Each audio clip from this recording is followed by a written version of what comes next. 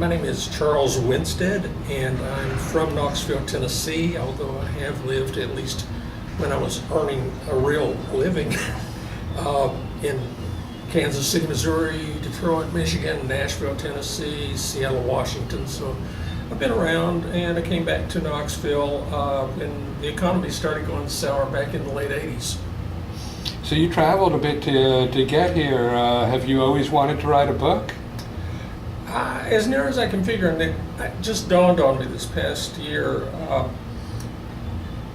I think I realized that I had the worm gnawing inside since 1957 when I was 9 years old, standing out in my pajamas in front of the house here in Knoxville, in East Knoxville, looking up into the sky at 3 o'clock in the morning, all by myself, and I was waiting for Sputnik to fly over.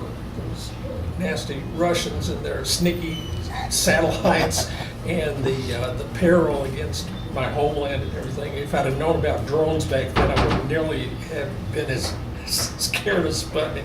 But standing out there, first time I'd ever, gone out by myself at that time of the morning and everything, I composed my first poem. It wasn't a great poem. I mean, what's a 9-year-old kid at 3 o'clock in the morning standing out, looking up in the sky wearing pajamas going to compose? But it was quite an experience, and I think I've carried it through life with me. And I have written in various capacities all through life during my professional career in IT. It was mainly technical and documentation, some trade journal articles, things of that sort. Why do you think Tom's method works? Well, for one thing, and I don't know if you guys are familiar with Natalie Goldberg and her book, Writing Down the Bones, but she talks about Zen exercises of timed writing practices where you sit for 7 minutes and you just keep the pen moving. And I've been in different writers groups and we've done that before, and it's been a lot of fun, and usually something really neat comes out of it, and you file it away and never do anything with it. And Tom's approach is similar but different in that it's much longer than 7 minutes. That's an understatement, Charles. And works quite well.